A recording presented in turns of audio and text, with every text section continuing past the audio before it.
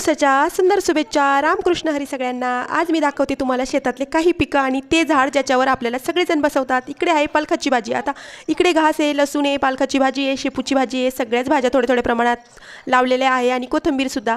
तर शेतकरी म्हणजे बळीराजा, त्याला काहीच कमी नाही आणि कोणत्याही युद्धाचा कशाचाही त्याच्या जीवनावर परिणाम जरी होत असला तर पिकाला भाव नाही फक्त, पण आपल्याला तर सगळं धान्य शेतातला माल पुरवतो म्हणजे त्याच्यापेक्षा श्रीमंत कोणी नाही. आता तुम्हाला वाटतं असेल खरं तर बघा बरं, तुम्ही अगदी बरोबर लिहू शकता कमेंटमध्ये. इकडे आहे पेरूची बाग आणि त्याला अजून थोडे थोडे पेरू यायला लागलेले आहे. जास्त जुनी बाग नाही आहे त्यामुळे जास्त फळं काही अजून आले नाही. इकडे आहे ते झाड ज्याला आपण पालकतो, तर त्याचंच बी तयार झालेलं आहे. हेच बी आपण शेतात लावलं का पुन्हा पालक तयार. आणि आता आलं हे झाड. हे झाड म्हणजे याच्यावर आपल्याला सगळेजण बसवतात आणि आपली खोटी तारीफ करतात. तेव्हा समजून जायचं की हे झाड कोणतं असेल. तर आपल्याला माहितीच आहे चण्याचं झाड म्हणजे हरभऱ्याचं झाड आणि त्याला येतात हरभरे. तर ते काय तुम्हाला मी दाखवत नाही. आता चला आपण पुढे गंमत सोडा, पुढे जाऊया.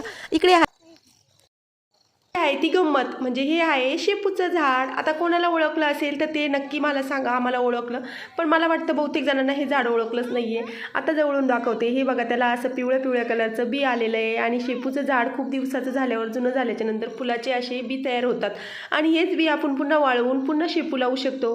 मग आहे की नाही शेतकऱ्याकडे सगळी गंमत. सगळं झाड शेतात, सगळे पिकं भाजीपाला सगळं त्याचं घरी आणि बियाणेसुद्धा घरचेच. आणि तरीसुद्धा म्हणतात शेतकरी गरीब आहे, शेतकरी गरीब. आवडला तर कमेंटमध्ये अगदी बरोबर आहे लिहा. चला बाय.